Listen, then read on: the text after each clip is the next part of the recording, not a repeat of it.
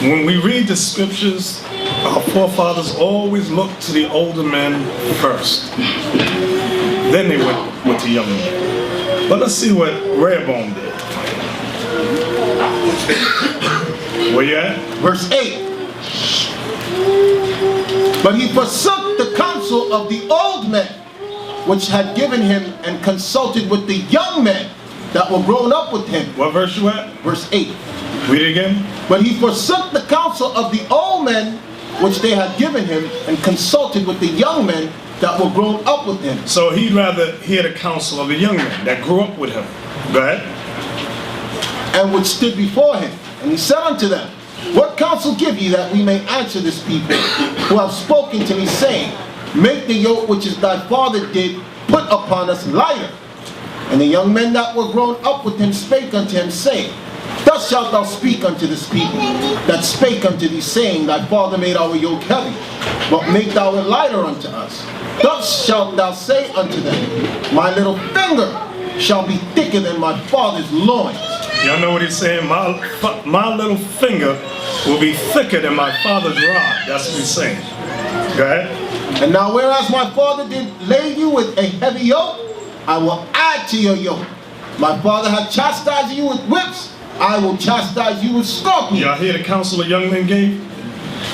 That's why, because young men have no experience. That's why a lot of you young brothers get together. We just wait for you to destroy yourselves. Oh, let's go to this. You don't know what you're doing.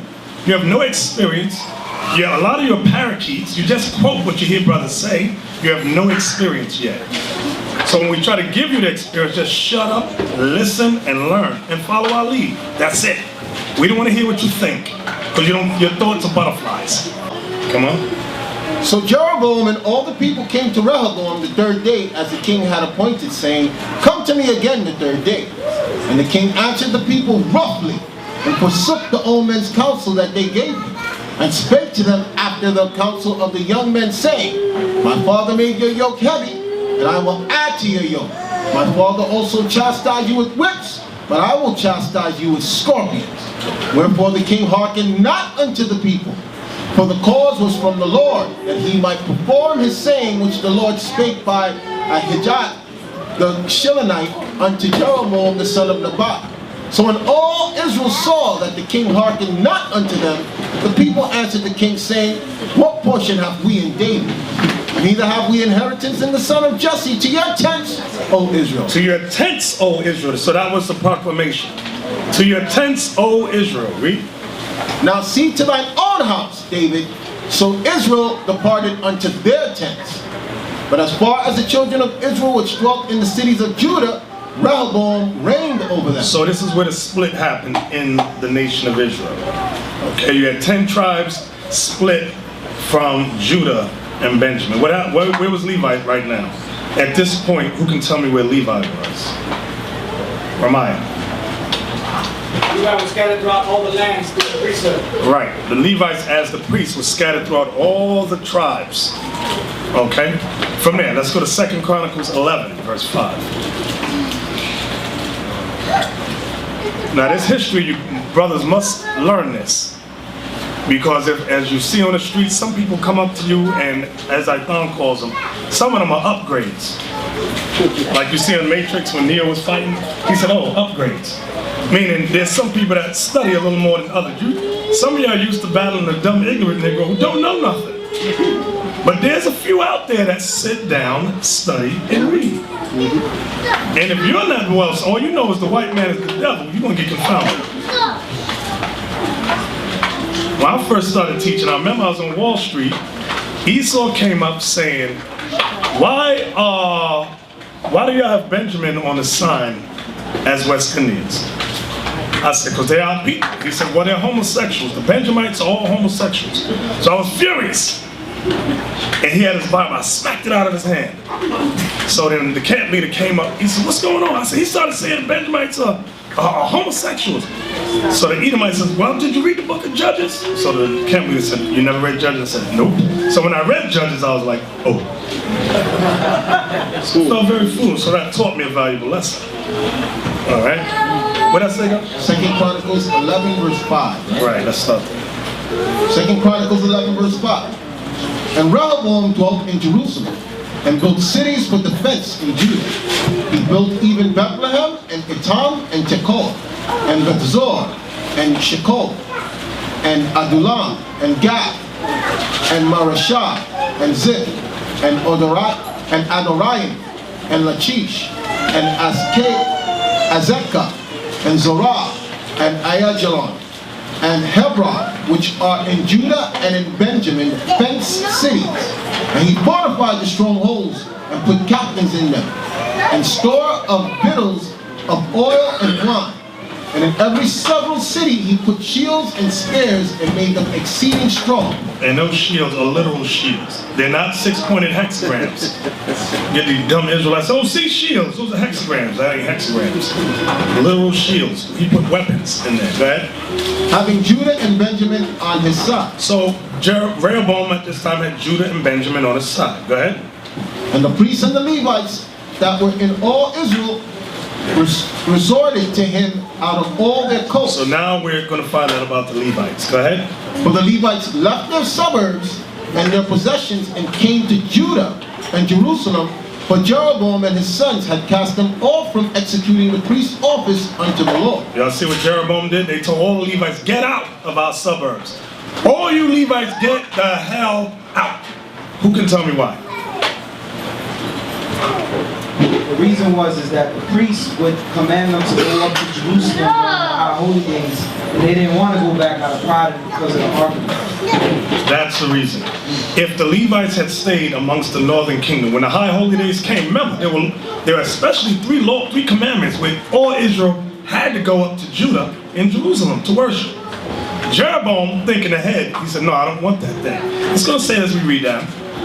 What verse you at? 15. Start at 14.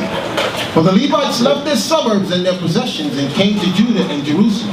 For Jeroboam and his sons had cast them off from executing the priest's office unto the Lord. Let's see what he did. Okay? He ordained him priests for the high places, and for devils, and for calves which he had made.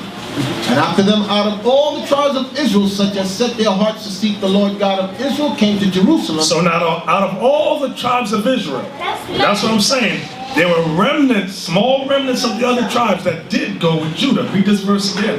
And after them out of all the tribes of Israel, such as set their hearts to seek the God of Israel, came to Jerusalem to sacrifice unto the Lord God of their fathers. Go ahead. So they strengthened the kingdom of Judah and made Rehoboam the son of Solomon strong 3 years. For 3 years they walked in the way of David and Solomon. So now, from there, let's go to 2 Kings chapter 17. So now this is where the split in Israel happened. Y'all must know this history. 2 Kings chapter 17. Verse 1. Verse 1. In the 12th year of Ahaz, king of Judah, began Hoshea, the son of Elah, to reign in Samaria over Israel 9 years. And he did that which was evil in the sight of the Lord, but not as the king of Israel's that were before him. Against him came up Shalmaneser, king of Assyria. Who can tell me about Samaria? Right there. Samaria. That was the capital for Levi. For Ephraim. Right, that was the capital of Ephraim. Okay? Read them. What verse you at? Verse 4. 3. And against him came up Shalmaneser, king of Assyria. And Hoshea became his servant and gave him presents. And the king of Assyria found conspiracy in Hoshea, for he had sent messengers to So king of Egypt, and brought no presents to the king of Assyria, as he had done year by year. Therefore the king of Assyria shut him up and bound him in prison. Now these names you got to familiarize yourself with. You see it says Shalmaneser, king of Assyria. This is the king that's mentioned in the Apocrypha, which we're about to read in a few minutes. Go ahead. And the king of Assyria came up throughout all the land and went up to Samaria and besieged it 3 years. So the Samaria where Ephraim dwelt was besieged for 3 years. Come on. In the 9th year of Hoshea, the king of Assyria took Samaria and carried Israel away into Assyria. So notice it says he carried Israel away into Samaria. Okay? I mean into Assyria, excuse me. Who can tell me how there are artifacts I forgot to bring them today. There's artifacts that show the Assyrians leading Ephraim and into captivity. Who can tell me what the Assyrians did? How did they bring them? Isaac. There's certain pictures that show how he put hooks on the lips of the Israelites and dragged them into captivity. Exactly. I don't know if anybody ever pulled your lip. It's like a horse's bridle. You grab that lip, that person, his head gonna go wherever you guide it, because you don't want that lip to rip off. So these guys had hooks in their lip and just pulled them. They wasn't resistant. That thing getting your lip, you're gonna go wherever that thing is being pulled. Yeah. In the 9th year of Hoshea, the king of Assyria took Samaria and carried Israel away into Assyria and placed them in Halal and the Habor by the river of Gozan and in the cities of the Medes. Bezalel, can you give me a map? Give me a map of Middle East. And I want to see Assyria, I want to see Israel, and I want to see Assyria. Okay, good. All right, you see the land of Israel left. Under it you see Samaria, under it you see Jerusalem. So they were carried from there on up to the top right where it says Assyria. And you see Nineveh under the word Assyria. That's where the prophet Jonah was. When you read about the history of Jonah, that's when you read about Tobit and the Apocrypha, they were carried there. Okay? Thank you. What verse you at, Asa? Verse 7 now. All right. For so it was that the children of Israel had sinned against the Lord their God, which had brought them up out of the land of Egypt from under the hand of the Pharaoh, the king of Egypt, and had feared other gods, and walked in the statutes of the heathen, whom the Lord cast out from before the children of Israel and of the kings of Israel, which they had made. And the children of Israel did secretly those things that were not right. That's why the elder brought out you brothers out of town who's doing secret stuff. And the children of Israel did secretly those things that were not right against the Lord, their God. And they built them high places in all their cities, from the tower of watchmen to the fenced city. And they set them up images and groves in every high hill. When it says images and groves on every high hill, because you read that a lot in the Bible, who can explain that to me? Images and groves on every high hill. What they would do is they would take a tree, a stump about this high, and they would hollow it out and carve their idols into the tree. Usually a garden where they would commit their so-called religious rites and offer up babies and food and all that. Right. That's why it's set up on every hill. Because on the hills there were trees often, and they would, like he said, they would carve it out, there would be a stump, and they would carve the image of their God. And that's where they went up and lit incense and did church, what they call church service. What verse you at? Verse 10. Verse 10. And they set them up images and groves in every high hill, and under every green tree. And there they burnt incense in all the high places, as did the heathen whom the Lord carried away before them, and wrought wicked things to provoke the Lord to anger. For they served idols, whereof the Lord had said unto them, Ye shall not do this thing. Yet the Lord testified against Israel and against Judah by all the prophets and by all the sayers, saying, Turn ye from your evil ways, and keep my commandments and my statutes according to all the law which I command your fathers, and which I sent you by my servants the prophets. Notwithstanding, they would not hear, but harden their necks. Just like today, when we can't teach it, our people harden their necks. Go ahead. Like to the neck of their fathers, that did not believe in the Lord their God. What does it mean they harden their neck? Who can explain that parable, harden their neck? Ezekiel. Stiff stuck in their own ways. They do their ways. Give me the illustration of a hard neck or a stiff neck. Illustration of a stiff neck. If your neck is hard and stiff, You can't move. right, you cannot turn to the left and you can't turn to the right. It's stiff. It's that one way. They ain't moving. So that's what God is calling them. Hard-headed, hard-necked, stiff-necked. Go ahead. And they rejected his statutes and his covenant that he made with their fathers, and his testimonies which he testified against them, and they followed vanity and became vain, and went after the heathen that were round about them, concerning whom the Lord had charged them that they should not do like them. And they left all the commandments of the Lord their God, and made them molten images, even 2 calves, and made a grove, and worshipped all the hosts of heaven, and served Baal. Serve Baal, the devil. Go ahead. And they caused their sons and their daughters to pass through the fire, and used divinations and enchantments, and sold themselves to do evil in the sight of the Lord. Read that one again. And they caused their sons and their daughters to pass through the fire, and to use divination and enchantments. Santaria, brujeria. That's what was going on. This is what, remember who he's talking about, Israel. Starting with Ephraim, the so-called Puerto Rican. Y'all get mad if you want, but we're going to talk about you today. Go ahead.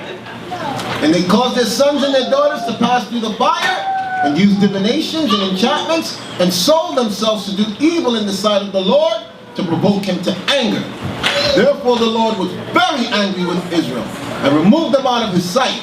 There was none left but the tribe of Judah only. Also Judah kept not the commandments of the Lord their God, but walked in the statutes of Israel which they made. And the Lord rejected all the seed of Israel, and afflicted them, and delivered them into the hand of the spoilers, until he had cast them out of his sight. Now, did the Lord allow the Assyrians to conquer Judah? What happened? Leon. The Most High sent the angels to defend Judah, and he burnt them. Right, because it tells you later on that Judah had repented, and when Assyria came against Judah, the Lord sent an angel and tore the Assyrians up, whooped them, blinded them. Okay? Go ahead, what verse you at? Verse 21. For he rent Israel from the house of David, and they made Jeroboam the son of Nebat king. And Jeroboam drave Israel from following the Lord, and made them sin a great sin. So who can tell me what Jeroboam did? We read it already. I'm seeing who's staying with the class.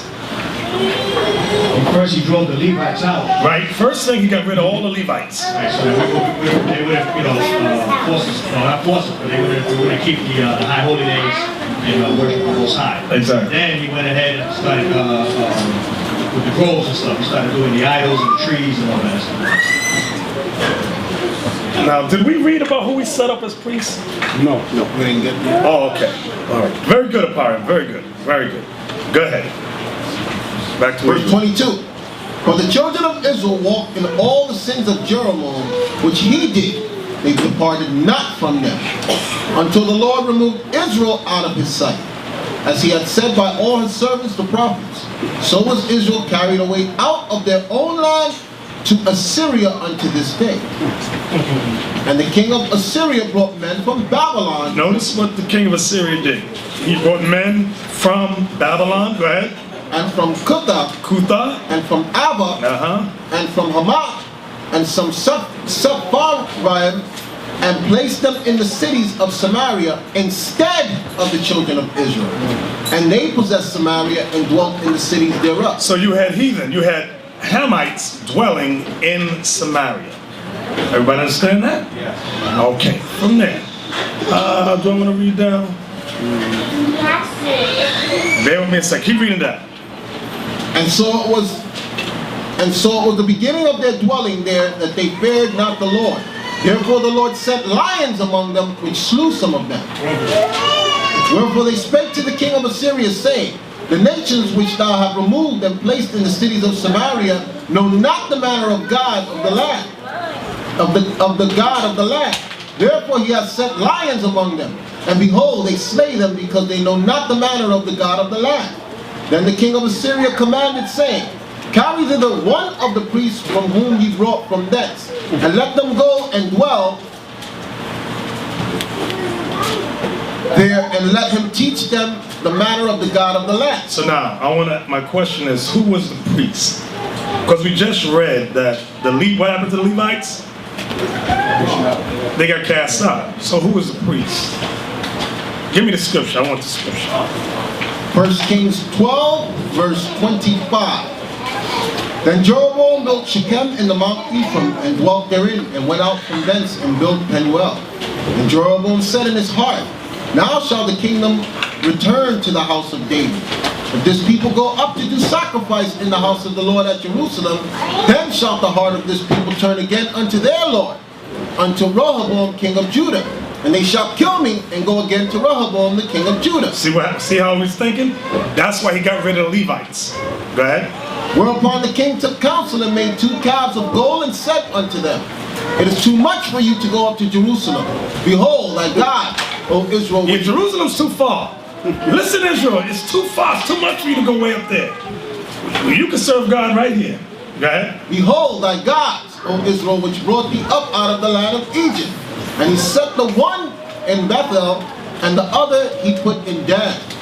And this thing became a sin, for the people went to worship before the one, even unto Dan. Here it come. And he made an house of high places, and made priests of the lowest of the people, which were not of the sons of Levi. See what he did? He found the lowest of Israel, the bums, the uneducated, the illiterate, and said, you can be a priest. And you can go around talking about, I seen Moses walking on the water.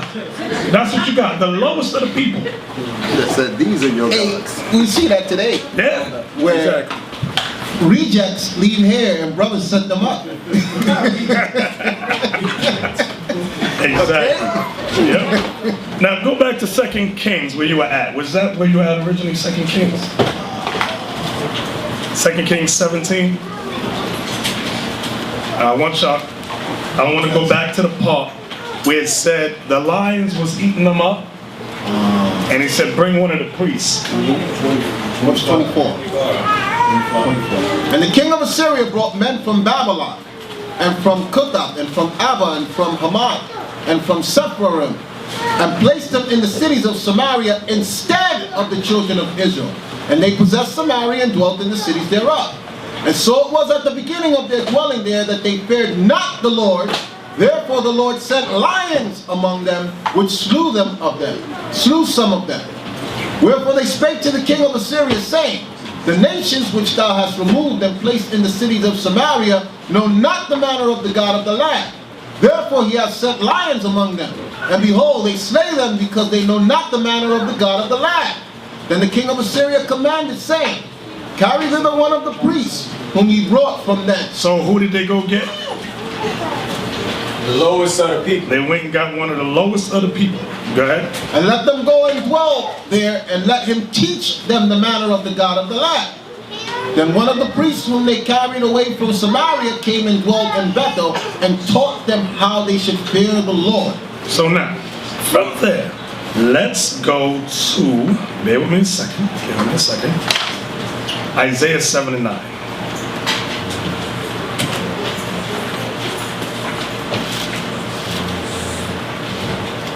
Isaiah chapter 7 verse 9.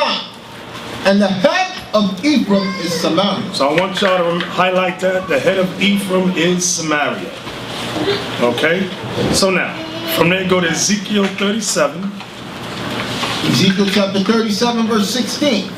Moreover, thou son of man, take thee one stick and write upon it, for Judah, and for the children of Israel his companions. So who were the companions of the children of Israel that was with Judah? Leon. That's Benjamin and Levi. Right, read on. Then take another stick and write upon it, Joseph, the stick of Ephraim, and for all the house of Israel his companions. Who were the companions with Ephraim? Leon. The 10 tribes. The 10 tribes of Israel. Right. Those are the other 9. Okay? So, from there, I want y'all to remember that. Okay. From there, let's go to 1 Maccabees 10, verse 38. Write this one down. Make sure you highlight this. 1 Maccabees 10 verse 38. Right, pay close attention to this precept. And concerning the 3 governments. This is during the Greek captivity, when the Maccabees were fighting the Greeks. The Greeks were trying to make a quasi-alliance with the Maccabees. Okay? And concerning the 3 governments that are added to Judea from the country of Samaria, let them be joined with Judea, that they may be reckoned to be under one, nor bound to obey other authority than the high priest. So now, who can tell me what happened? The 3 governments that were in Samaria was given to Judah. What happened? Mike. Judah kicked all the other nations out. Right. Judah got all the nations that we just read about in Kings out. Okay? They were out of the land. So you need to know that, because when we get to the New Testament, some of you are going to be confused. So I'm taking it slow. From there, let's go. Where do I want to go? Let's go to Matthew 10. Matthew chapter 10, verse 5. These 12 Jesus sent forth and commanded them, saying, Go not into the way of the Gentiles, and into any city of the Samaritans enter ye not. So Christ said, Go not in the way of the Gentiles, and into any city of the Samaritans enter ye not. Now there's a problem right there, because when we get to John 4, go to John 4 and 1. I want y'all to pay close attention. I'm about to ask you a question. John chapter 4, verse 1. When therefore the Lord knew how the Pharisees had heard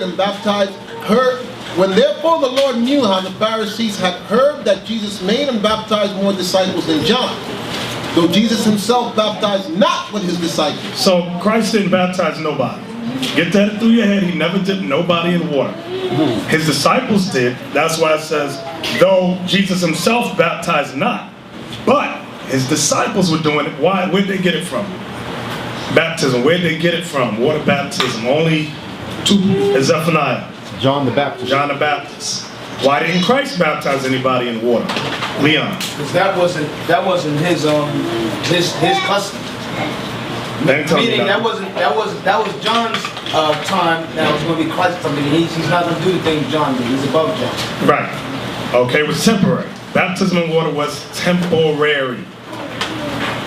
Many of y'all today bugged out of your mind. I need some water. Oh, take a bath. We get a lot of questions on that. Right. And I usually take them to the third verse, what John says the third chapter, what John says out of his own mouth. Chapter 3, verse 30. He must increase, but I must decrease. Meaning what I was doing is finished. There's a new order for you to follow. I was dipping people in water. Now Christ is going to come and speak the word. That's why he says, now you are clean through the words which I have spoken unto you. That's right. Okay, but people still asking us, can I come to you guys and get baptized? Right, and be wicked as hell. Right. Be wicked as hell. A wet homosexual. Right. Because the scripture says when the people came to John, they confessed their sins. Exactly. They was confessing everything they did wrong to the Lord, and they got baptized. Ain't nobody doing that today. Y'all ain't confessing nothing. And that's how evil it is. You're begging us to dip you in water, but you don't want to hear the commandments. Makes no sense. Ezekiel.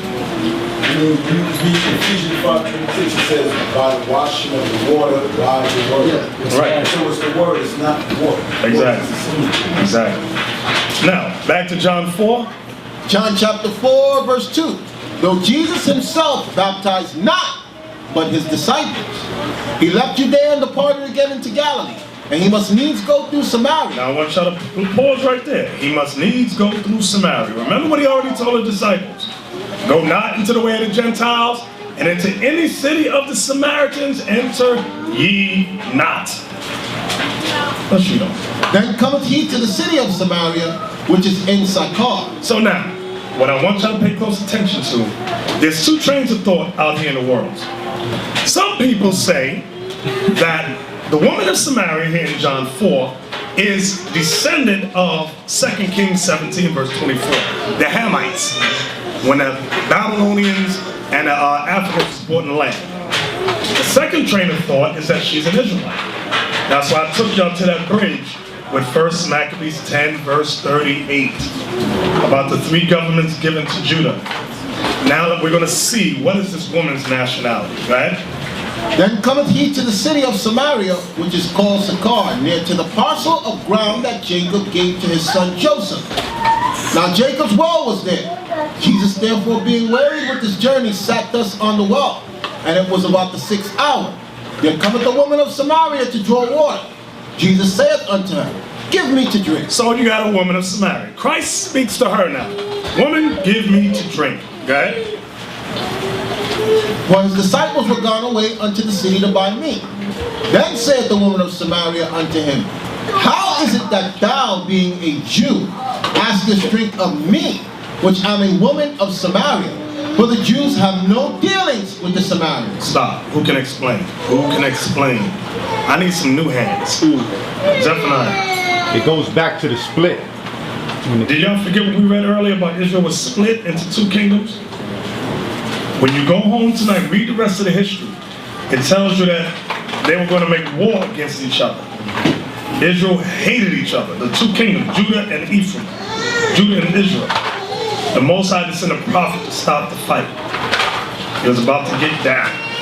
So now, read verse 9 again. Then said the woman of Samaria unto him, How is it that thou, being a Jew, askest drink of me, which am a woman of Samaria? Jew is short for what? Who can help me? Steve, you know that one, right? Jew is short for Judah. Jew is short for Judah. Thank you. Go ahead. Jesus answered and said unto her, Read in verse 9. Then said the woman of Samaria unto him, How is it that thou, being a Jew, askest drink of me, which am a woman of Samaria? For the Jews have no dealings with the Samaritans. Come on. Jesus answered and said unto her, If thou knewest the gift of God, and who it is that saith to thee, Give me to drink, thou wouldst have asked of him, and he would have given thee living water. So, let's pause there. Living waters and commandments. So what is Christ saying to this woman? What is he saying to her? It says here, thou knowest the gift of God, meaning the gift of God is the Lord, Christ. And who is it that say to thee, give me to drink, thou would have asked of him, and he would give thee living water. So Christ is saying, if you know who I am, and follow behind me, you will get the understanding. So what do you think she is? You think she's another nation? No, because in verse 12. No, we didn't get to verse 12. Just deal one verse at a time. That's why I said, look at verse 9. What does verse 9 tell you about her? Give me Yashua. She's basically saying that she's a northern kingdom. She's acknowledging that she's northern kingdom because she knows that they don't deal with each other. Something else. Get Mike the Resident. Something Christ says to her. Look at what Christ says to the woman. Oh, I'm sorry. 10. Y'all getting me so rattled. Verse 10. Thank you. That he's offering her the commandments and the understanding in the scripture shows that she's not a Hamite. Right. He's offering her more than just eternal life. Yes. He says, if you knew who I was, all you had to do was ask, and I'll give it to you. That tells you right off the bat, she's not another nation. Let's read on. Hold on, brother Netanya. Christ also tell him the gift of God. What is the gift of God? Is his law, statutes, and commandments, showing you she's not from that nation. And for him to say, if you knew who I was, that means that the people were anticipating his return. So she had to be reading something to say, wow, this is who we've been reading about. This is who we've been waiting on. You see, Christians read, so-called Christians will read this and say, oh, see, he's dealing with everybody because of the dumb church. That's what's wrong with it. They'll read this and say, oh, see, he's dealing, he's going to give the other nations the eternal life. They're crazy as hell. Read on. Giving thee living water. The woman saith unto him, Sir, thou hast nothing. Wait a minute. Give me John 7 with that living water. Look at this one. John 7 is 38. We're going to blast this one today. You got it? Yeah. St. John chapter 7 verse 38. He that believeth on me, as the scripture have said, out of his belly shall flow rivers of living water. The belly there, what is the synonym? The belly, what is the synonymous for? The belly. Some of y'all think he's vomiting something up. What is the belly synonymous for? I'm on. The belly in that context is talking about the mind. Right, the belly is your mind. That's what he's making reference. If you believe on Christ, as the scripture says, out of your mind shall flow rivers of living water, meaning true and proper understanding shall come from your mind. Okay, go back to John 4. John chapter 4 verse 11. The woman saith unto him, Sir, thou hast nothing to draw with, and the well is deep. From whence then hast thou that living water? Watch this. Art thou greater than our father Jacob? Wait, read that again. Art thou greater than our father Jacob? Art thou greater than our father Jacob?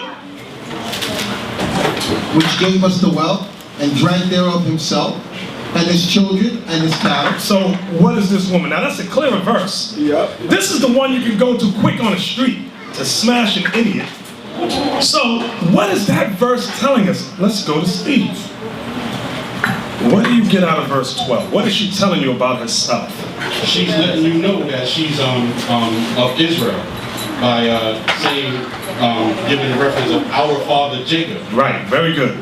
You hit it right on the head. She's telling you she's an Israelite right there. Are you greater than our father Jacob? So ain't no guesswork about what she is. Verse 12. Art thou greater than our father Jacob, which gave us the wealth, and drank thereof himself, and his cattle, and his children? Art thou greater than our father Jacob, which gave us the wealth, and drank thereof himself, and his children, and his cattle? Jesus answered and said unto her. Now let's see if Jesus says, you a liar, you a Hamite from one of them African countries. Let's see if he says that. Jesus answered and said unto her, whosoever drinketh of this water shall thirst again. So, maybe she got one over on Christ. Because when you hear some of these other Israelite camps who are crazy as hell, they say, no, she lied to Christ. And she just lied to him and he didn't pick up on it. Are you kidding me? She dazzled him. She dazzled him. You got to be insane. What verse you at, Isa? Verse 13. Go ahead. Jesus answered and said unto her, whosoever drink of this water shall thirst again. So if you drink from the water in this well, you shall thirst again. Go ahead. But whosoever drinketh of the water that I shall give him shall never thirst. No. But the water that I give him shall be in him a well of water springing up into everlasting life. So what is he offering this woman again? What is he saying to her, Ezekiel? He's offering her the commandments. Right, eternal life again. This is another clue that she's not of another nation. Read. The woman saith unto him, Sir, give me this water that I thirst not, neither come hither to draw. Jesus saith unto her, Go call thy husband and come hither. Notice what Christ said? Call your husband. You know why that's important? A lot of you brothers love talking to women. There's an order. If she's married, call the husband. Some of your lips stuck out just now. Don't talk to the husband. And some of the women get offended when we tell them we need to speak to your husband. Exactly. Okay, and they don't realize that there's a divine order put in place why we need to speak to your husband with respect. And it's according to the commandments. Exactly. Read that again. The woman saith unto him, Sir, give me this water that I thirst not, neither come hither to draw. Jesus saith unto her, Go call thy husband and come hither. And the woman answered and said, I have no husband. Jesus said unto her, Thou hast well said, I have no husband. For thou hast had 5 husbands, and he whom thou now hast is not thy husband. And that saidest thou true. So Christ was testing her. Christ was testing the woman. She came honestly though. So he said, you told me the truth there. So you mean he couldn't spot above when she said, our father Jacob? He couldn't spot that one, but he caught this thing. He couldn't tell she was a Hamite, but he knew her personal business. Right. Her personal private life, he spot that. Exactly. Read that again. The woman said unto him, Sir, give me this water that I thirst not, neither come hither to draw. Jesus said unto her, Go call thy husband and come hither. The woman answered and said, I have no husband. Jesus said unto her, Thou hast well said, I have no husband. For thou hast had 5 husbands, and he whom thou now hast is not thy husband. And that saidest thou true. How come this guy that she now had was not her husband? Apart. They didn't have an instrument of marriage. There's no instrument of marriage. What else? That was a jump off. Right, she was a jump off. They were not together like the Lord tells you the husband is supposed to take the wife to live with him. They're supposed to be an instrument of covenants according to Tobit. None of that was there. It was just wham, bam, thank you, ma'am. Oh, that was good, yeah. Jesus said to her, verse 19, the woman said unto him, Sir, I perceive that thou art a prophet. So wait a minute, she had 5 husbands. This woman was busy. So she had 5 dudes that were real husbands to her. She lived with them, had an instrument of covenant, one after the other. She went through 5. But that last one, Christ said, that guy you got now, he's not your husband. That's what a lot of sisters say, oh, this is my husband. Oh yeah, sister, you got an instrument of covenant? And meaning, what do I mean? And she goes, no, we don't need that. Give me that. I want you to stay with me now. John 4, and about to, you have had 5. Back to that so we don't lose the train of thought. John chapter 4, verse 17. The woman answered and said, I have no husband. Jesus said unto her, thou hast well said, I have no husband, for thou hast had 5 husbands, and he whom thou now hast is not thy husband. And that saidest thou truth. The woman said unto him, Sir, I perceive that thou art a prophet. So she said, I perceive that you're a prophet. Go ahead. Our fathers worshipped in this mountain. Stop. Our fathers worshipped in this mountain. That goes right back to the time of Moses with the blessings and the curses. When you're reading, it says, Judah and his companions was on one mountain, and Ephraim and the other tribes on another mountain. Okay, go ahead. The woman said unto him, Sir, I perceive that thou art a prophet. Our fathers worship in this mountain, and ye say that in Jerusalem is the place where men ought to worship. Right. What does she mean? Ye say that Jerusalem is the place where men ought to worship. I keep seeing the same hands. Robert. Elio. Because that's how it was first set up. It was first set up for us to do all of that, Jerusalem. Who set that up? The Most High. Right, the Most High set that up. Now, why was she, stand back up, why was she worshiping in this mountain? We read it earlier today, just think. Because, see, I want to say because of you want to say that means you're not sure, I've seen. Oh, look, Azariah's hands. I got Azariah. Because that's the reason Jeroboam set up them idols up on Mount Samaria. Very good, very good. I've seen who's going to pick that up. Very good. One with another. If you don't know the history, you read this and go, I don't know what she's talking about. Verse 20 again. Our fathers worship in this mountain, and ye say that in Jerusalem is the place where men ought to worship. Jesus said unto her, Woman, believe. The hour cometh when ye shall neither in this mountain nor yet at Jerusalem worship the Father. Why? What do you mean by that? What that mean? What that mean? Isaac. Christ was referring to the destruction that was coming of the Titus and Vespasian. Right. And when? In 70 AD. Right, 70 AD. Titus and Vespasian. Okay, Roman generals destroyed, sacked Jerusalem. They destroyed the whole land, took it over. Made people slaves that were still there. Read it again. Jesus said unto her, Woman, believe me, the hour cometh when ye shall neither in this mountain nor yet at Jerusalem worship the Father. Okay. Ye worship, ye know not what. We know what we worship, for salvation is of the Jews. So now, what do you mean by that? Because brothers use verse 22 to say that she was not Israel. Okay, but look at verse 21 again. Read 21 again. Jesus said unto her, Woman, believe me, the hour cometh when ye shall neither in this mountain, meaning Samaria, the northern kingdom, go ahead, nor yet at Jerusalem, Judah, Benjamin and Levi, worship the Father. None of us gonna worship the Father. Go ahead. Ye worship, ye know not what. But let me tell you this, you don't know what you're worshiping. Go ahead. We know what we worship. We, who's the we? Tony, who's the we? Christ said, we know what we worship. We who? The we that he's talking about is the southern kingdom, Judah? Right, Judah. We Jews of the kingdom of Judah know what we worship. Right? For salvation is of the Jews. What that mean? For salvation is of the Jews. Does that mean salvation is only for the kingdom of Judah and to hell with the northern kingdom? Levi. Because Christ come out of the Jews. We know that already. Explain the verse now. Saying, but I want you to say it easier. Because the Jews was going to be the one who was going to teach the other tribes. Deal with your first answer. Stick there. Your first answer was good, but I want you to elaborate more.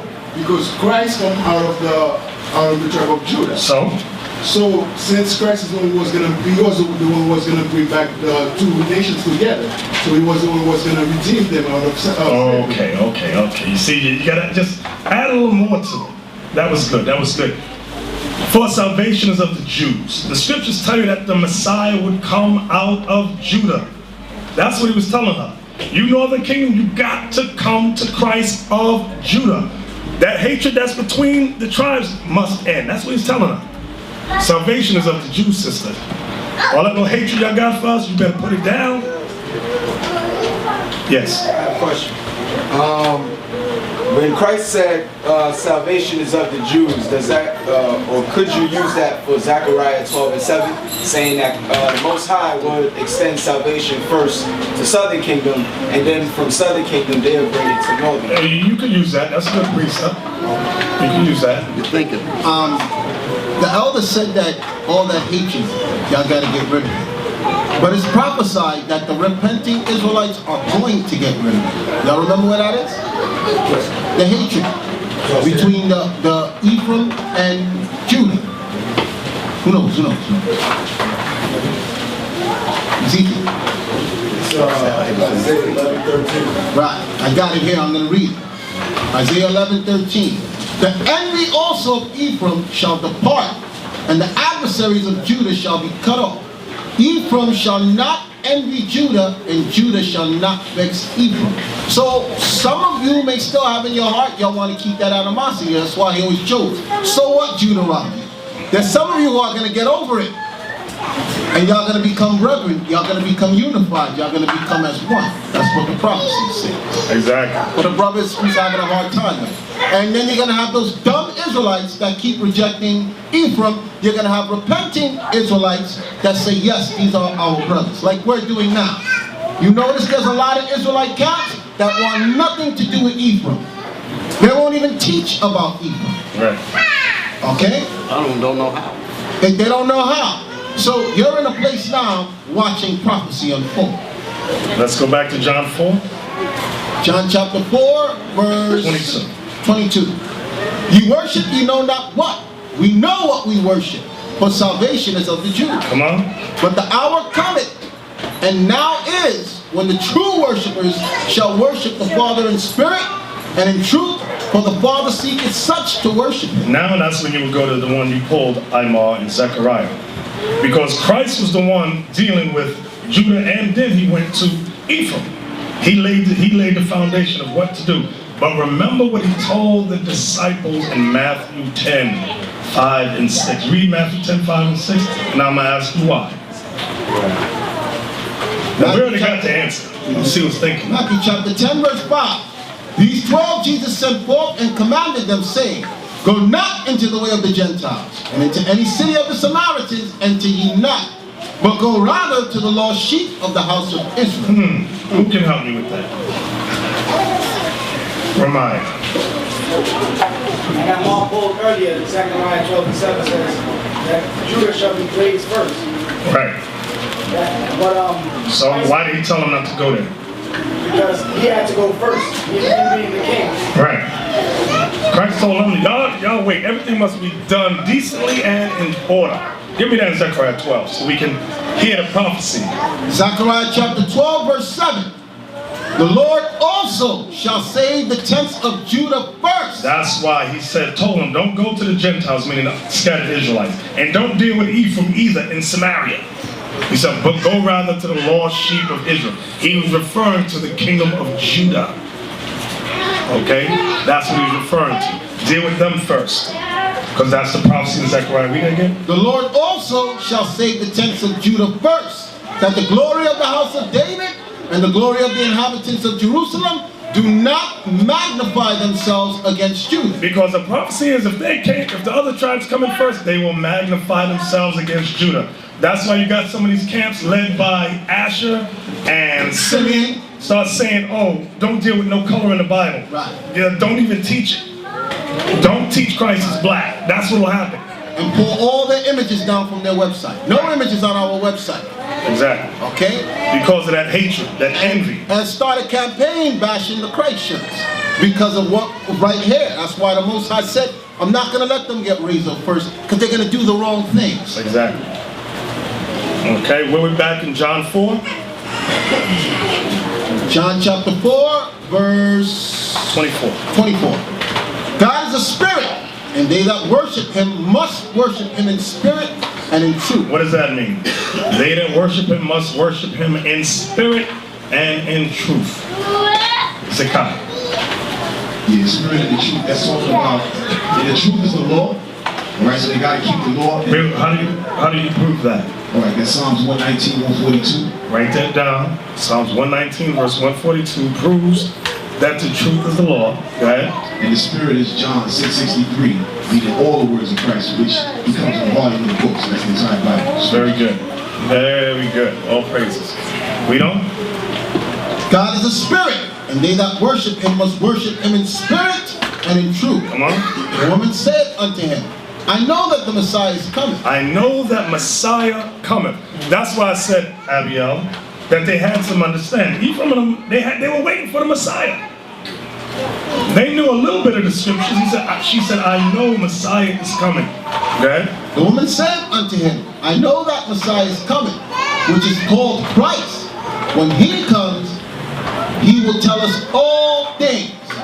Jesus said unto her, I that speaketh unto thee am he. See, he revealed himself to her. He said, I'm the Messiah. He revealed himself. So this should let you know that this woman is what? Israel. Go ahead. And upon this came his disciples and marveled that he talked with the woman. Yet no man said, what seekest thou? Or why talkest thou with her? Why did they marvel? Why did they marvel? Because he just previously told them that they were not to speak to the northern kingdom, not to deal with them at all. And what else? And not to even go into their cities. What else? The woman said it early in the chapter. Zephaniah. You said salvation is of the Jews. Nope, Leon. For the Jews have no dealings with the Samaritans. The Jews have no dealings with the Samaritans. She said that in verse 9. Verse 9. Then said the woman of Samaria unto him, how is it that thou being a Jew askest drink of me, which am a woman of Samaria? For the Jews have no dealings with the Samaritans. That's why they marveled. So what Christ talking to her for? What's going on? Come on. What verse? Verse 26. Jesus said unto her, I that speaketh unto thee am he. Come on. And upon this came his disciples and marveled that he talked with the woman, yet no man said, what seekest thou? Or why talkest thou with her? The woman then left her water pot and went her way into the city and said to the men, come see a man which told me all things that ever I did. Is not this the Christ? Go ahead. Then they went out of the city and came unto him. In the meanwhile, his disciples prayed him, saying, Master, eat. But he said unto them, I have meat to eat that ye know not of. Okay. Therefore said the disciples one to another, Has any man brought him aught to eat? See, they were simple. They thinking about literal meat. Christ's meat, he's talking about the understanding the scriptures, what he has to do and fulfill. Go ahead. Jesus said unto them, my meat is to do the will of him that sent me. That's his meat. Go ahead. And to finish his work. Say not ye, there are yet 4 months, and then cometh harvest. Behold, I say unto you, lift up your eyes and look on the fields, for they are white already to harvest. And so Christ was letting them know, what was this harvest really talking about? Elior? Yes, sir. Go ahead. The harvest is his people, Israel. Right, that's what it's really talking about. Israel coming together. Okay? And he that reapeth receiveth wages, and gathereth fruit unto life eternal, that both he that soweth and he that reapeth may rejoice together. Come on.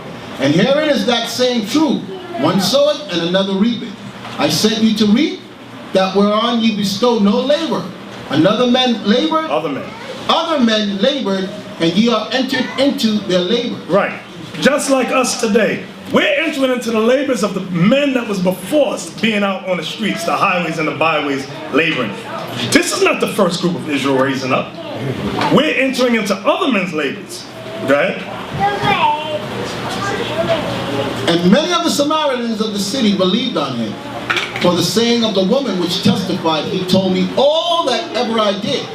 So when the Samaritans were come unto him, they besought him that he would tarry with them, and he abode there 2 days. Notice he stayed there how long? 2 days. This is letting you know again that these people are what?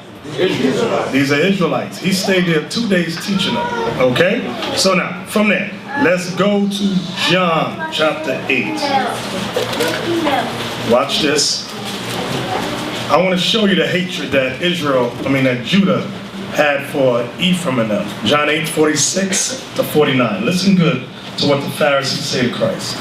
John chapter 8, verse 46. This is Christ speaking right here. Which of you convinces me of sin? And if I say the truth, why do you not believe me? He that is of God, heareth God's words. Ye therefore hear them not, because ye are not of God. Then answered the Jews and said unto him, Say we not well that thou art a Samaritan, and hast the devil? You see that? That's what Judah and them thought of Ephraim and them. The damn devil. That was an insult to Christ. How about we call you a Samaritan and you a devil? Exactly. Exactly. That's what was going on. From there, let's go to Luke 10 and 29. Luke chapter 10, verse 29. Pay close attention. Now, what we're about to read here is going to coincide with Isaiah 11 and 13 that Ezekiel had quoted earlier. Watch this. Luke chapter 10, verse 29. But he willing to justify himself said unto Jesus, And who is my neighbor? The subject is, who is my neighbor? I want you to see how Christ cuts the Pharisees enough. Watch this. Remember how they thought about the Samaritans? They were the devil, right? Watch how Christ cuts them. Go ahead. And Jesus answering said, A certain man went down from Jerusalem to Jericho, and fell among thieves, which stripped him of his raiment, and wounded him, and departed, leaving him half dead. And by chance there came down a certain priest that way, and when he saw him, he passed by on the other side. See that? There was a certain priest who saw the man and passed on the other side. Go ahead. And likewise, a Levite, when he was at the place, came and looked on him, and passed by on the other side. Now comes a Levite. He looks, and he passed on the other side too. But a certain Samaritan, as he journeyed, came where he was. And when he saw him, he had compassion on him, and went to him, and bound up his wound, pouring in oil and wine, and set him on his own beast, and brought him to an inn, and took care of him. And on the morrow when he departed, he took out 2 pence, and gave them to the host, and said unto him, Take care of him, and whatsoever thou spendest more, when I come again, I will repay thee. Which now of these three thinkest thou was a neighbor unto him that fell among the thieves? And he said, He that showed mercy on him. Then said Jesus unto him, Go and do thou likewise. Do y'all see the cut? Y'all don't see the cut. What is the cut? What is the cut? Because he said that the priests had passed by the man, and these brothers were priests of Israel. So he's saying they passed by, but the man who you calling the devil, that Samaritan, he stopped and put that man, housed him up in the inn, and show him that mercy and that grace. And then notice he said, Go and do you likewise. Go follow the example of the Samaritans who you hate. You see the cut there? Now the neighbor. Give me that Leviticus 19 about the neighbor. Because that was the question, who is my neighbor? Just like today, when you ask a black man who's his neighbor, who does he point to? The white man. Let's see what the Bible says. Because some of y'all might read that parable we just read and get simple and think anybody is your neighbor. Leviticus 19 verse 17. Thou shalt not hate thy brother in thine heart. Thou shalt in any wise rebuke thy neighbor, and not suffer sin upon him. Notice it's talking about your neighbor. Thou shalt not avenge, nor bear any grudge against the children of thy people. He's explaining your neighbor. Your neighbor is who? The children of thy people. The children of your people. Blacks and Latinos can't understand that today. That's confusion. What? Because you want your neighbor to be the Chinese, the African, the white man, the Arab, but that's not your neighbor. Read it again from the top. Thou shalt not hate thy brother in thine heart. Thou shalt in any wise rebuke thy neighbor and not suffer sin upon him. Thou shalt not avenge nor bear any grudge against the children of thy people, but thou shalt love thy neighbor as thyself. See that? So your neighbor is the children of your people. That's something you got to meditate on over and over, and not having hatred one towards another. From there, let's go to Luke 17. Luke 17, verse 11. I want y'all to see this too. And it came to pass as he went to Jerusalem that he passed through the midst of Samaria and Galilee. And as he entered into a certain village, there met him 10 men that were lepers. 10 men that were lepers. Who can tell me about leprosy? 10 men that were lepers. Who can tell me about leprosy? We need some new hands.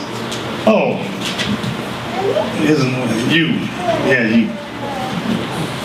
Tell me about leprosy. What's his name? Gideon. Tell me about leprosy. Leprosy is when you turn all white, like Miriam did for insulting Moses. Okay, what else? Anything else? Different kinds. I'm trying to see who has the thought. There's clean and dirty leprosy, but I don't have the precept for that. It's Leviticus 13, very good. Let's get one. Let's get Leviticus 13. Is it 40 I want? Yeah. I want that yellow hair leprosy. Y'all don't get mad. I know a lot of sisters like to dye their hair. But we must read the law. Because y'all want to look at Mary J. Blige. What's that other one that dyes her hair? Beyonce. All of them. Rihanna. They all look. I like that. Blondes have more. Who knows what does the French word blonde mean? Yellow. It means yellow. So now let's see what the Bible says about that. Now y'all can go home and tell your mama this verse. Because some of your mama got blind. Leviticus chapter 13, verse 30. Is it 30? Yeah. Okay, thank you. Then the priest shall see the plague, and behold, if it be in thy sight deeper than the skin, and there be in it a yellow thin hair. Yellow thin hair. Then the priest shall pronounce him unclean. Unclean, because yellow hair is not according to God. It's unclean hair. So sisters, oh my sisters, I know you thought you really got deceived by the white man who said blondes have more fun. So you go around and dye your hair. The Bible says that's unclean. That's not for us to emulate. The Bible says that the blondes have leprosy. and the dye be breaking the sister's hair off and jacking up their hair, and they still keep that blonde in there. It's falling off piece by piece, and they just coloring it. They just got nappy blonde hair on top of their head. Oh man. From there, let's go to Genesis 49. Let's go to Genesis 49. I need y'all to pay close attention. Now, like I said, we're going to talk about the Puerto Ricans today. Some of y'all might have got your behinds whooped by some of the Puerto Ricans. You might have got robbed. But you got to let that go. Let it go, brothers. Let it go. Take a deep breath.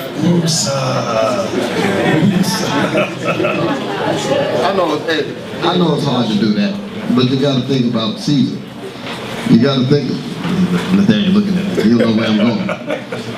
If you could forget about what the white man did to you and your people, you can definitely forget about a Negro robber. That's right. Because the white man has destroyed your history, destroyed your people, destroyed your mind, everything.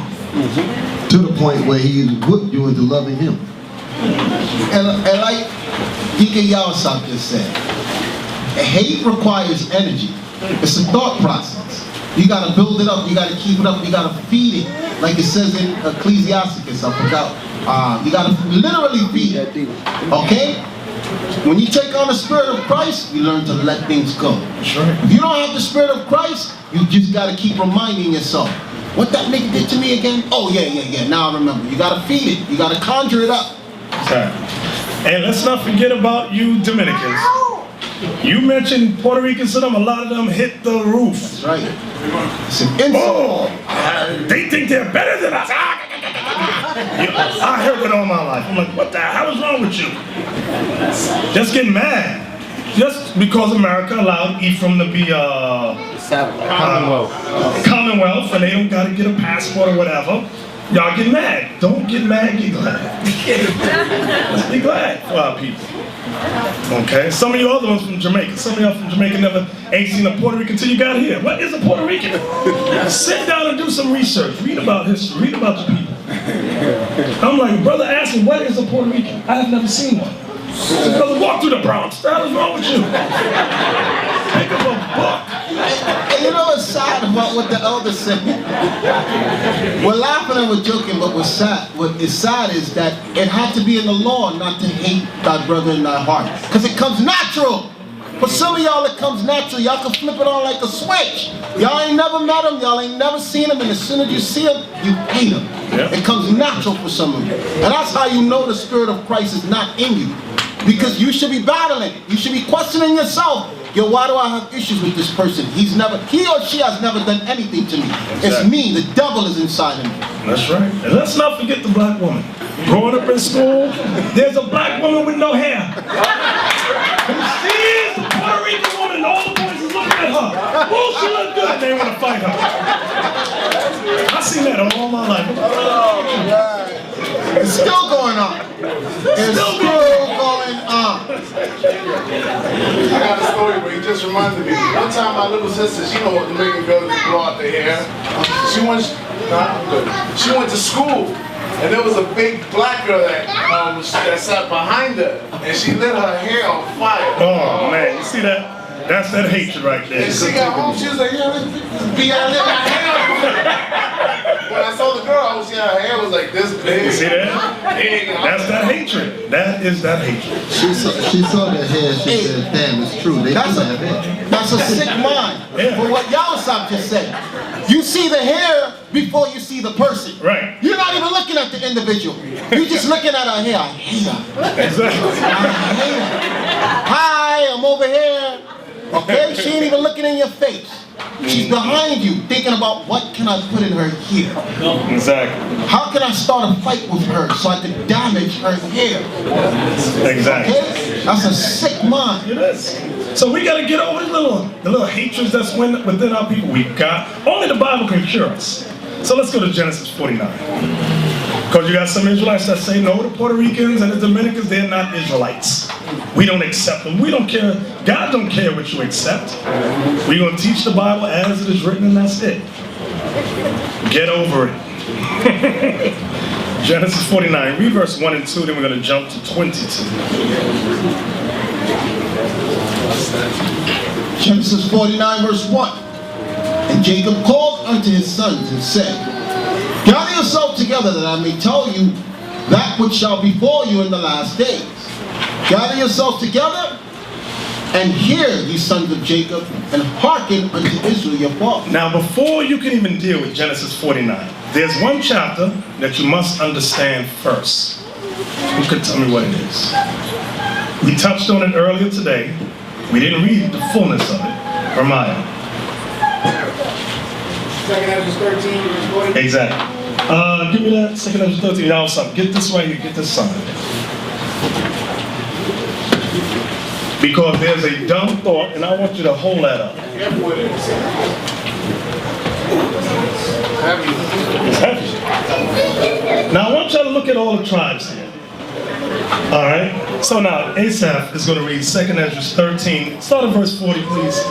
Those are the 10 tribes. Those are the 10 tribes. Now, at this time that he's reading, the tribe of Dan was included on this. So you got Ephraim, Manasseh, Simeon, Zebulun, Gad, Reuben, Asher, Issachar, Naphtali, and it was Dan.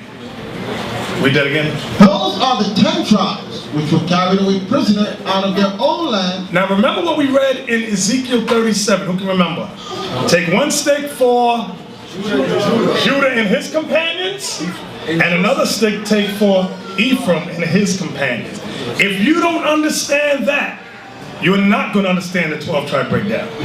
You got to understand that the two kingdoms were split. split into two. Now you got to ask yourself, what happened to the 10 tribes? 2nd Ezra 13 and 40 is going to explain it. Come on. Those are the 10 tribes which were carried away prisoner out of their own land in the time of Hosea the king. Didn't we read that in 1 Kings 12? We read that. Go ahead. Whom Shalmaneser. Whom Shalmaneser. Remember, I told you, I remember that name. Because that name which is written in Kings is the same name recorded here in the Apocrypha. Go ahead. Whom Shalmaneser, the king of Assyria, led away captive. And he carried them over the waters. And he carried them over the waters. And so came they into another land. What was the another land that they went to? Who remembers? Who remembers Ezekiel? The land that they went to was Assyria. Right, it was Assyria. That's where they were made slaves at. The 10 tribes were made slaves in Assyria. Read. And he carried them over the waters, and so came they into another land. But they took this counsel among themselves. But they, meaning the 10 tribes, took this counsel among themselves. Go ahead. That they would leave the multitude of the heathen. How were they able to take that counsel and leave the multitude of the heathen? Barnabas. Where's the mic? How were they, if they were in slavery, Barnabas, how were they able to take counsel and say, let's leave the heathen? King Cyrus gave them liberty. Right, King Cyrus gave them freedom. In Ezra chapter 1, write that down. Ezra, E-Z-R-A, chapter 1. King Cyrus gave the Israelites freedom from slavery in chapter 1. You got to know that history. Start again from, and they took this counsel. But they took this counsel among themselves, that they would leave the multitude of the heathen and go forth into further country where never mankind dwelt. Now that's the part you want to highlight. Where never mankind dwelt. So the part of land where they went to, it says nobody ever dwelt there before. So it's not Africa, it's not Russia, it's not Spain, it's not Turkey, it's not Zimbabwe. It's a place where never mankind dwelt. A further country where never mankind dwelt. Can you pull that up for me? A world map. Because Negroes hate geography. We just hate, so we get stuck on stupid. And we just criticize everything. Okay, you see that area right there where you got Syria and Turkey? Right? And right above the top, that whole area was Assyria right there. That whole area. Okay? So Asaph, read that again. But they took this counsel among themselves, that they would leave the multitude of the heathen and go forth into a further country where never mankind dwelt, that they might keep their statutes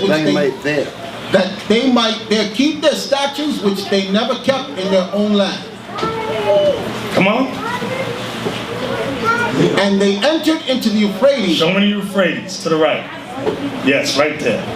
The Euphrates is that dark line right there. They entered into the Euphrates, and what happened? And they entered into the Euphrates by the narrow passage. By the narrow passages, and now from the Euphrates it leads you down into the Persian Gulf. I want you to see the water route. Follow it up. Go around. This is the route they went down into the Indian Ocean. Come on, Asa. And they entered into the Euphrates by the narrow passages of the river. But the Most High then showed signs for them, and held still the floods till they were passed over. But through the country there was a great way to go. So there was a great way to go through the Euphrates to the Persian Gulf, into the Indian Ocean. It was a great way to go. Go ahead. Namely of a year and a half. So the God is telling us it took a year and a half. So anybody that does not, but let's read on. For through the country there was a great way to go, namely of a year and a half. And the same region is called Arsa. Right. So that part over there is where never mankind dwelt. See that part where it says Brazil? This entire continent. All of this. Never mankind dwelt. Right, the Western Hemisphere. But through that country there was a great way to go, namely of a year and a half. And the same region is called Arsa. So this region is called Arsa. All of this was being called Arsa. This whole region over here. Y'all heard that? This whole region was called Arsa. So now, hold back up the 12 tribes. So now, through a process of elimination, God tells you the 10 tribes came over here first, which was Ephraim and his companions. So that automatically takes out those top three, Judah, Benjamin, and Levi. So just forget about them for this lesson.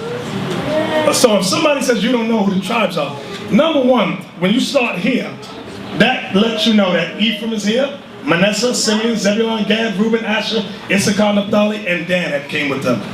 Okay, because Judah, Benjamin, and Levi stayed behind. Everybody understand that? Yes. I'll say something. Yeah. You got people that's teaching that they don't know where the tribes are, who the tribes are, but yet Christopher Columbus knew. Right. Exactly. To prove that further, you go to JewishEncyclopedia.com, the definition of Oswald explains exactly. Oh, you got that, Bezalel? All right, here you go right there. The name of the land beyond the great river, far away from the habitation of man, in which the 10 tribes of Israel will dwell, observing the laws of Moses until the time of the restoration. According to that's 2nd Ezra 1345, Columbus identified America with this land. You see that? So the so-called Jews know. But they'll tell you, we don't know. They're lying in your face. How in the world could Christopher Columbus identify? What that said was there's a lot of information in it. Columbus identified America with Osiris. How did he do that? By reading the Bible. By understanding where the tribes are. Because once he followed where the tribes went, and he said that they went up in Osiris, he's calling Osiris America. So what does that tell you about your enemies? They know who you are. Straight up. I hope y'all understand that. All right, so when these Israelites say nobody knows who the tribes are, that's a lie. That's a lie. Okay, you know the 10 tribes came over here now. Out of those 10 tribes, let's identify Ephraim and Manasseh. Ephraim and Manasseh are called Joseph in Genesis 49. Verse 1 and 2, please. Genesis chapter 49, verse 1. And Jacob called unto his sons and said, Gather yourselves together that I may tell you that which shall befall you in the last days. Gather yourselves together and hear, ye sons of Jacob, and hearken unto Israel your father. So he's saying these things will happen unto you in the last days. That's the key, the last days. Jump over to verse 22, please. Verse 22. Joseph is a fruitful bow. Joseph is a fruitful bow. Okay, because that's Ephraim means what? Fruitful. Go ahead. Even a fruitful bow by the well. Meaning they would be on an island. Letting you know the children of Joseph would be near a well, meaning on an island. Go ahead. Whose branches run over the wall. Whose branches run over the wall. Give me that thing, Bezalel, about the history of Puerto Rico. In Puerto Rico, they built something called El Muro. 1539, concerned about potential threats from European enemies and recognizing the strategic importance of Puerto Rico, Spain began constructing massive defenses around San Juan. That was the first name of PR. The construction of San Felipe del Moro Castle began. So there was a huge wall that Spain built to keep out the other Europeans. The fort featured 18-foot thick walls. San Cristobal, San Geronimo forts, also garrison troops, were built with the financial subsidy from the Mexican mines. They were robbed from Mexican mines. Next, the Spanish constructed a wall, parts of which still survive around the entire city. 1539. Okay, great. So now back to Asaph. Get to the point about the bottom of verse 22. Verse 22. Joseph is a fruitful bow, even a fruitful bow by a well, whose branches run over the wall. Whose branches run over the wall. Now the wall was constructed to keep out other European forces. Okay? Spain wanted to keep the Tainos for themselves. But an odd thing happened. The Puerto Rican women started to deal with the men of the other nations. Real quick, who got a precept in their Bible next to next to branches? What it says? It says daughters. Right. For branches, it translates to daughters. Whose daughters run over the wall, meaning they dealt with the other men of the other nations. Get me that in Hosea, please. Hosea 7 verse 8. Ephraim, he hath mixed himself among the people. That's what I wanted. When the daughters of Ephraim went over the wall, that's what it meant. They mixed themselves amongst the people. Read it again. Ephraim, he hath mixed himself among the people. Ephraim is a cape not turned. Ephraim is a cape not turned. That's why some Puerto Ricans are very light skinned. Some can almost pass for white, Caucasian. Whereas others are very dark skinned, who look like they're Judah. Read it again. Ephraim, he has mixed himself among the people. That's what Genesis is talking about. Where it says whose branches went over the wall, meaning whose daughters went over the wall and dealt with the Europeans. Read again. Ephraim, he has mixed himself. Ephraim, he has mixed himself among the people. Ephraim is a cake not turned. Ephraim is a cake not turned. If you don't turn a cake, one side is very light, the other side is very dark. Okay? Because you get some, you know why this is important? You get some moron Israelites that say, oh no, their complexion is wrong. They supposed to be dark skinned, like, because Joseph passed for an Egyptian, all the Puerto Ricans should be, all the Ephraim should look like that. That ain't what this says. That is not what God says here in the prophecy. Read it again. Ephraim, he has mixed himself among the people. Ephraim is a cake not turned. So we understand, when we meet Ephraim, they're going to come with those different looks. Right? Strangers have devoured his strength. Which were the Europeans, devoured their strength. And you know it did not. They don't understand that the Europeans took their wealth, their diamonds, their minerals, natural resources, destroyed their nationality. Okay? Their gray hairs are here and there upon him. Meaning, read it again. Read it slow so we can understand. Strangers have devoured his strength, and he know it did not. Yea, gray hairs are here and there. Meaning they grow old. Puerto Ricans grow old and don't realize what happened to them. Read the whole verse again. Strangers have devoured his strength, and he know it did not.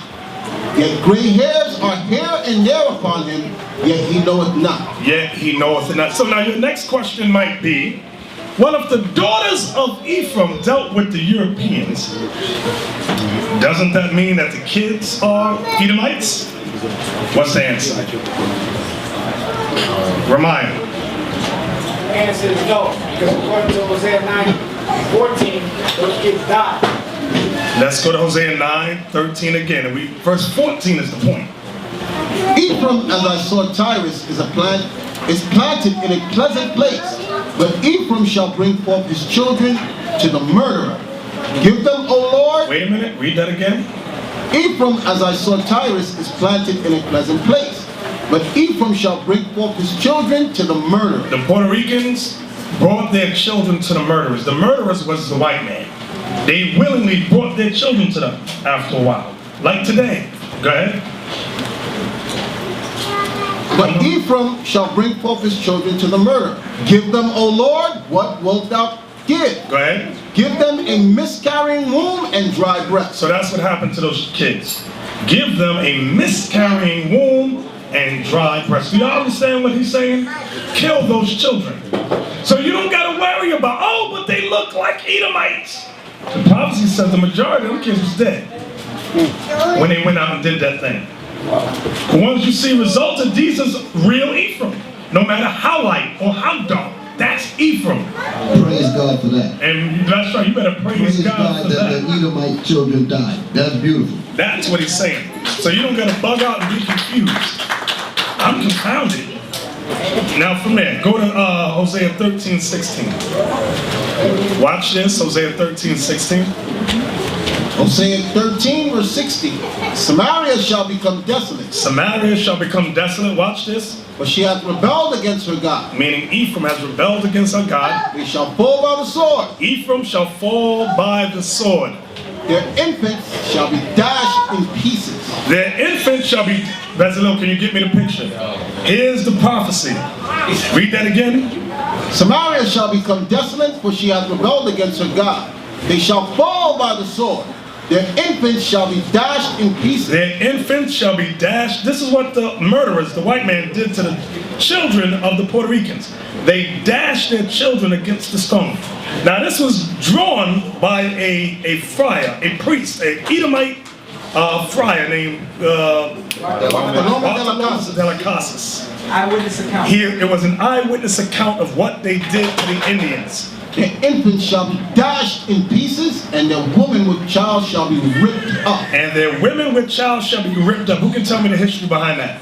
They show you how once the child was ripped out of the belly of the Puerto Rican women, the Tainos, they would feed the baby to their dogs.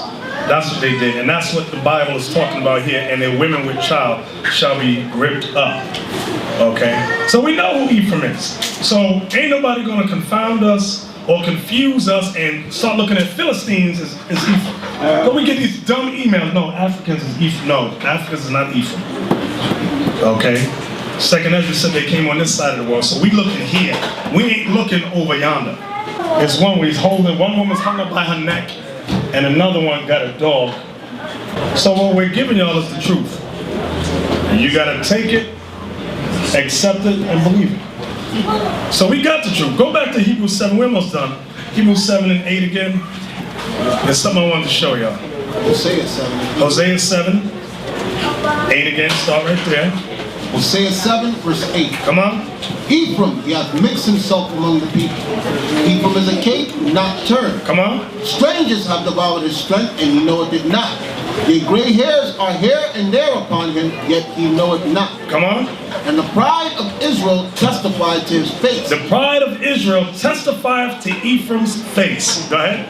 And they do not return to the Lord. Yeah, that's why the bulk of them ain't returning until the 11th hour.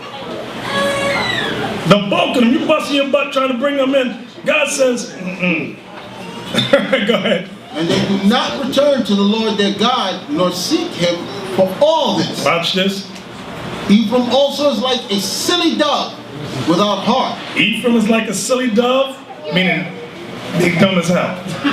And without heart, meaning they cowards. I gotta tell y'all straight, cowards. The sun on my head. I can't stay out here. You know what's gonna happen to me? I'm gonna blame you. I'm gonna sue you if I faint. It says without heart. Without heart. Now that ain't all Ephraim general, but a large portion of them. Watch that. That tribe. That one we do know.